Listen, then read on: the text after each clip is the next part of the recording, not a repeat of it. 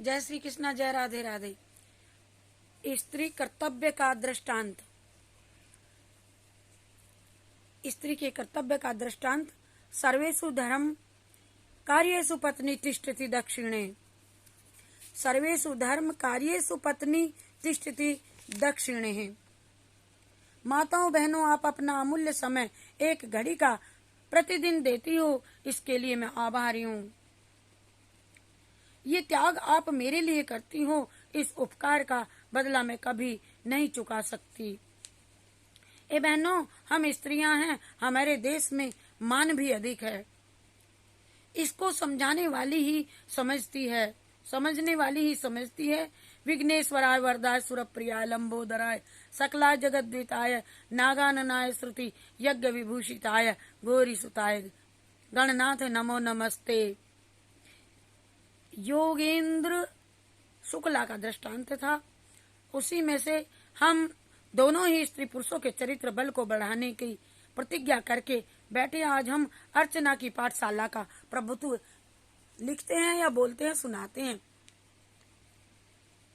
और बहनों, हम स्त्रियां, हमारे देश में मान भी अधिक है, इसको समझने वाली समझती है।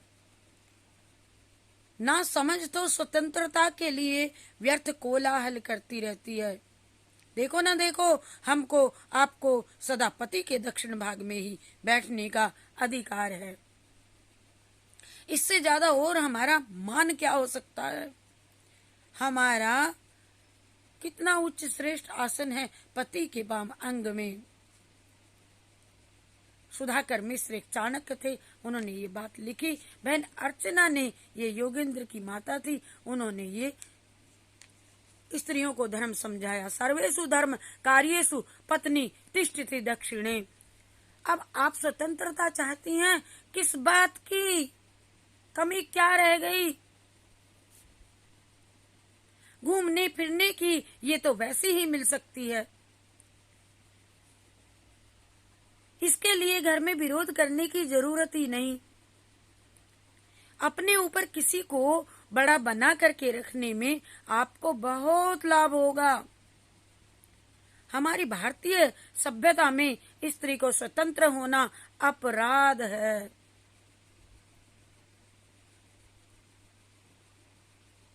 देखो, जो मैंने पीछे जो सारी कथाएं पढ़ी हैं उसके बाद, अरे देखो, कुमार अवस्था में माता पिता के अधीन रहना पड़ता है, कुंवारी अवस्था में और युवा अवस्था के में पति के अधीन रहना पड़ता है। स्वतंत्र होने से दोष लग जाते हैं। वृद्धावस्था में पुत्र के अधीन रहना पड़ता है, अन्यथा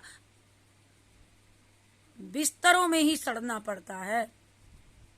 स्त्रियों को सहारे से रहना बुराई नहीं है।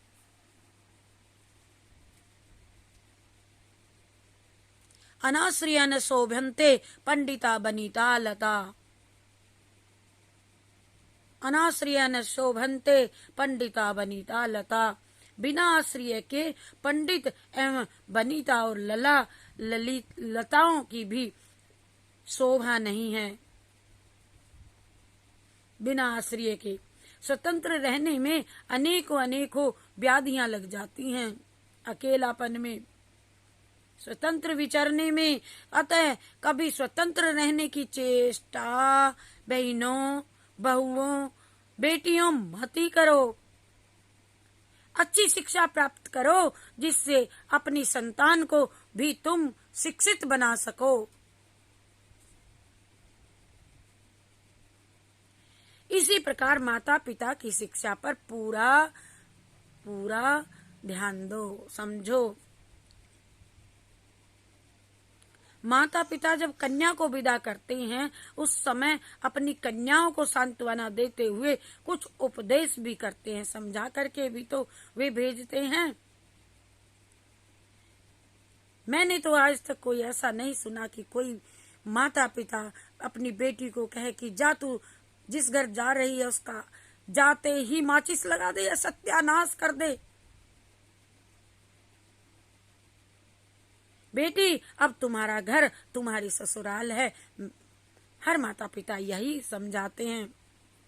वहां तुमको रहना है। जैसा उनका खान पान है, जैसी उनकी प्रकृति है, वही उसी में ढलना है, उसी में वही तुम्हें बनानी है।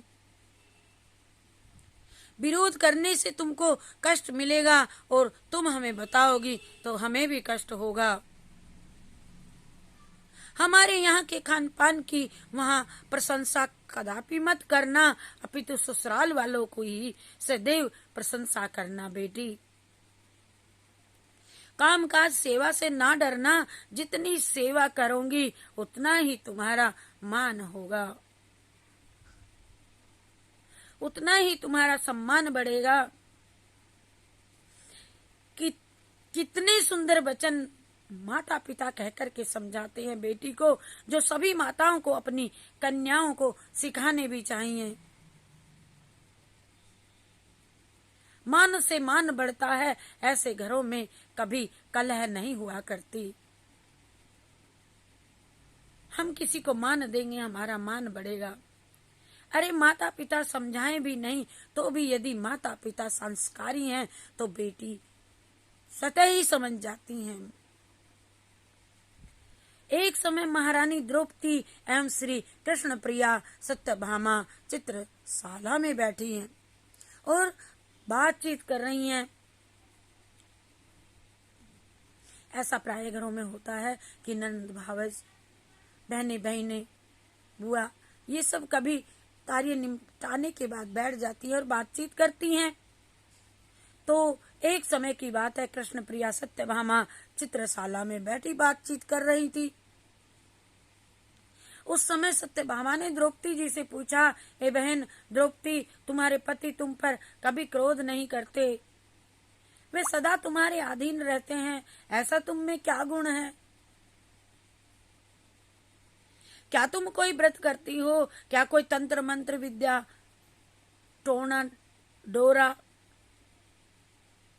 करती हो?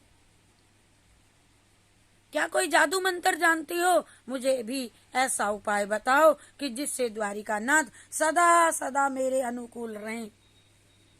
हमें समझाने के लिए बातें हैं।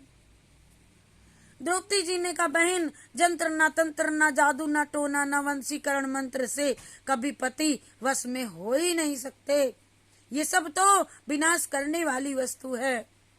किसी को वश में रखने का तो एक ही उपाय है, केवल सेवा, उनकी सेवा, सेवा शुश्रूषा झुकना भाव ही है। देखो, पति के सामने कभी अहंकार न करना,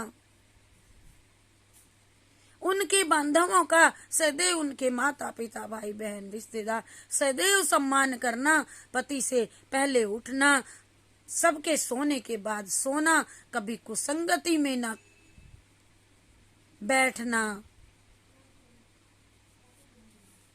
कभी कुसंगति में न बैठना, कभी जिस काम से स्वामी नाराज हो वह काम कभी नहीं करना, स्वच्छता के साथ स्वयं पर समय से पहले कार्य करना और स्वयं ही घर वालों का, अपना पति का भोजन बना करके और बाद में सबसे भोजन करना।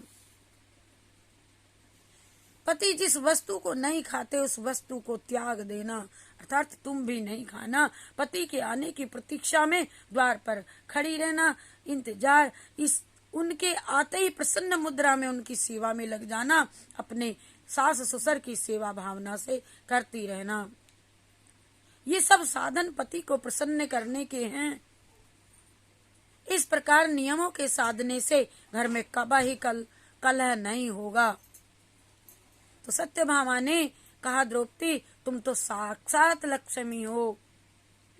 इस प्रकार अर्चना कर रही हैं, अर्चना जी कह रही हैं, योगेंद्र जी बातचीत चल रही है भागवत दृष्टांत से कि बहनों, तुम मेरी बात समझ रही हो, कभी भी पति से किसी वस्तु का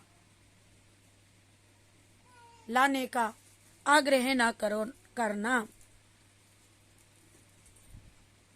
अपनी चादर के समान ही पैर फैलाना, लज्जा वासो भूषणम शुद्ध शीलम, पादक्षेपो धर्म मार्गे च यस्या नित्यं पत्तु सेवनम मिष्टवाणी धन्या सा स्त्री पूतस्तेव पृथ्वीम। जिस स्त्री का लज्जा ही वस्त्र है तथा विशुद्ध भाव ही जिसके भूषण हैं, जेवर हैं, तथा धर्म मार्ग में ही जिसका सदा मन लगा रहता है, मधुर वचन बोलने का जिसमें सदैव गुण है, ऐसी पति पारायणा नारी इस पृथ्वी को पवित्र बनाती है। यदग्रहे रमते नारी लक्ष्मीस्त तद ग्रहवासिनी देवता कोटि सो वत्सन्यत जंति ही हितता। जिन घरों में सुलक्षणा नारी रहती हैं, उन घरों में सदा लक्ष्मी निवास करती हैं। देवता ऐसे घरों को छोड़ करके कभी नहीं जाते और वह तो देव मंदिर कहलाते हैं। री बहनों, पुत्र 2 कुलों का उद्धार करता है, पर कन्या तो 3 कुलों का उद्धार करती है। अतः सुलक्षण लेकर के ही ससुराल में प्रवेश करे, अन्यथा उसका उपहास होता है।